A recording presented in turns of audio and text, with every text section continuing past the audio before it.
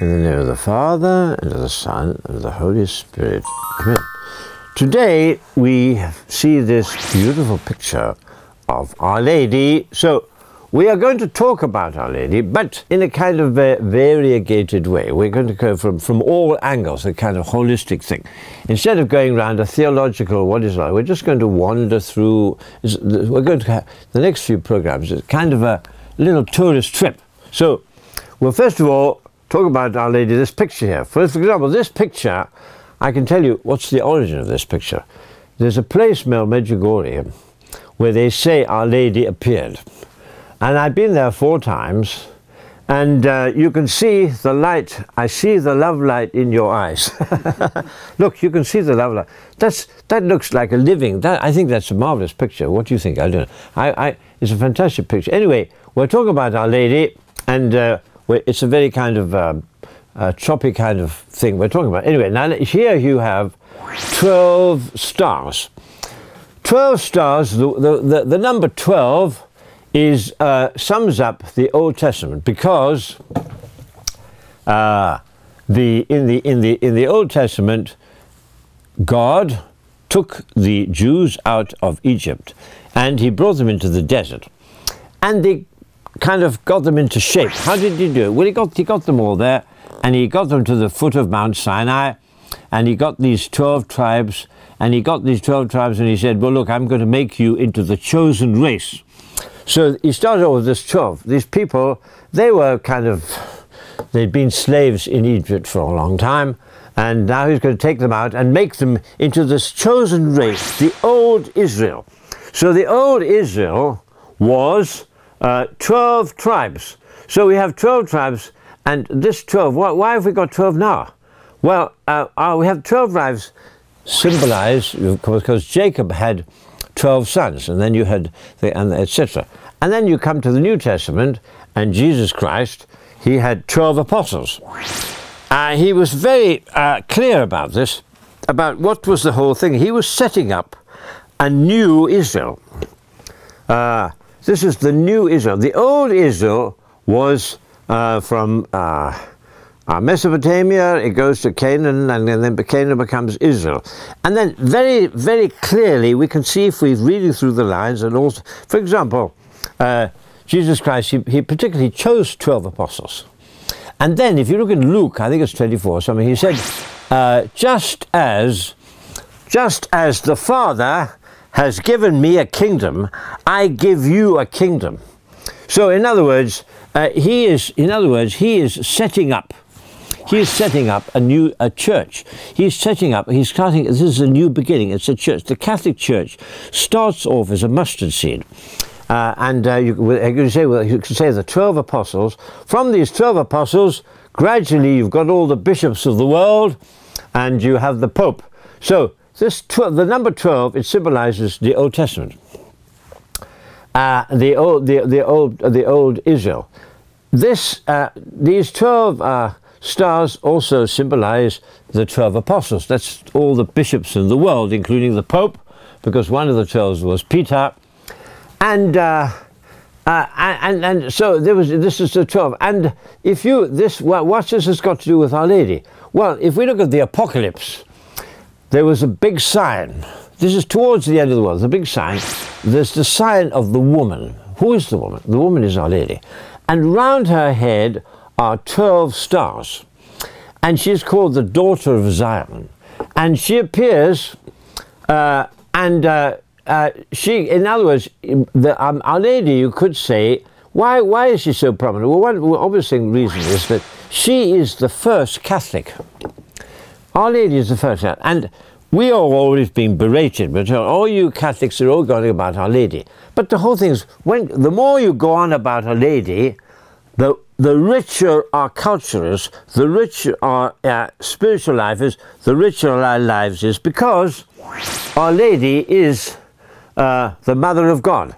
And what she does, we could say, is like an embryonic Catholic Church. She gives birth to Jesus. So she is the mother of the church. And we are part of the church, so she is our mother. So whatever the theological implications are, this lady, Our Lady, she is Miss Universe. She's #1, and all the feminists can kind of be really chuffed about this and saying, well, the #1 person in the world is female, is Our Lady. So anyway, I won't go on it, but I just say we're going to go in various ways to talk about Our Lady, but in a fairly circuitous manner. So we go along here. Okay, we'll go. What have we got here? This is now. What have we got here? What we have here are tents, and this picture isn't very clear, but. Even though this is a picture, this is Jerusalem is up here. Jerusalem is up here. The Dead Sea is down here. So what we are doing is we're going from the Dead Sea right up to Zion, and Our Lady is called the daughter of Zion, and we can say we are the sons and daughters of Zion. This little journey we're taking is so full of symbolism, because we go from the Dead Sea. And we go up, this is below the surface of the sea. The Dead Sea, it's death. We go up the sea and to life. We go from a tattered old tent to the tent in Jerusalem. We go from, Jesus Christ did the same thing. He came from north of Israel, he was down in Jericho, and when he was down in Jericho, somebody said, "Son of David, have mercy on me." So it's Son of David. Now, in other words, he is going to be the king of these people. Just like us, we're going to share his royalty, his kingdom. So what we're doing is now, we're coming from the Dead Sea, we're taking this road up here, traveling to Zion. So this is also our lives.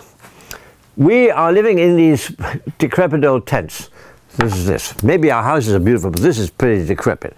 But this is going to be transformed into heaven.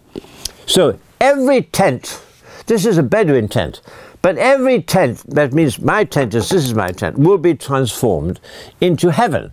So we're now going to go up and actually go in the geographical situation. We're going up from the Dead Sea, and this is the road, and incidentally, Jesus must have taken this road, and the story of the Good Samaritan is on this road, the road from Jericho to Jerusalem. So it's replete, it's full of symbolism that go on and all things. And just by the way, when they're going up there, what are they doing? Oh, they're listening to their cell phones. No, they're singing the songs of the ascent.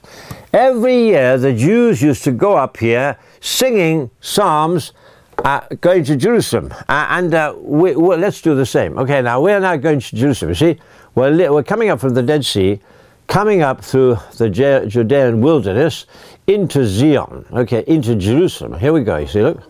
All right, now we've already reached it. Okay, now we've reached here. Maybe this is this lady is like maybe she was something like Sarah or Rebecca, all these the wives of the patriarchs. But this is we've just come into Jerusalem.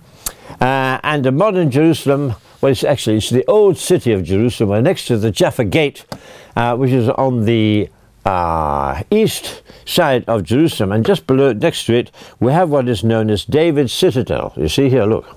Okay, here we have, that's Mrs. Abraham.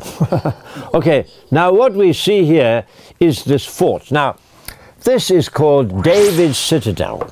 Now, what he had to do with, I don't know what he had much to do with it, but it's always called David's Citadel.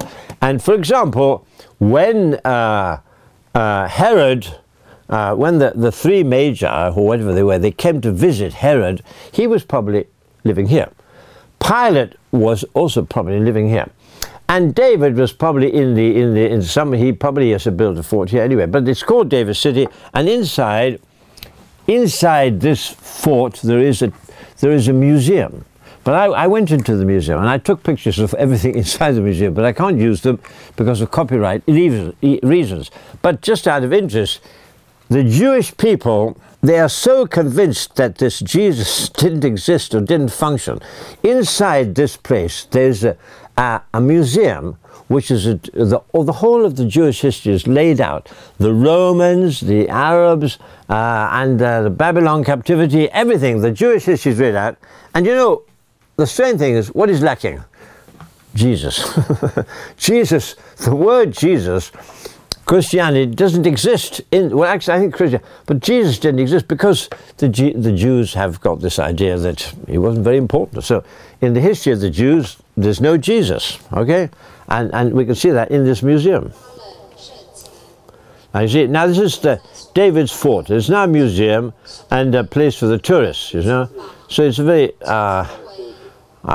sort of quite a dramatic place. There are kind of three towers. You see here, this is what a fort. You see David Museum. Look at, see, that's King David's museum. That we've already done some few programs of David, but we just remind ourselves that King David, Jesus is the real David. They're leading up to David because, for example, if you see the genealogy, it's all 14, 14, 14, 14. There's 7777, and 14 is if you add the Jewish numbers of the letters of Jesus, of David, it becomes to 14. So, in other words, Jesus' genealogy is Davidic.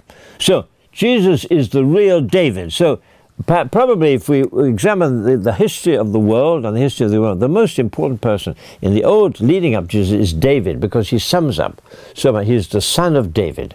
And now you see here, these are moats. So originally this is moat right here. If you go here, this is Jaffa Gate, and if you go up there, you come to the Christian Quarter, because Jewish is four: Christian Quarter, Arabic Quarter, Jewish Quarter, Armenian Quarter. But obviously they can't keep the fort, so they've just got a bit of it left to give us an idea. Okay, so we'll kind of fade out here, and we'll just sort of see. We'll just remind ourselves this is the David's Museum, and we can remind ourselves that our lives are an ascent from the Dead Sea to Zion, and we're going to Zion now, and Mary is the daughter of Zion. We are also because we're the sons of Zion. So let's go along. This is kind of a little bit touristy and a little jumpy, but anyway, getting an idea. We're describing the Catholic Church as a living, holistic existence today. Okay, have a good time.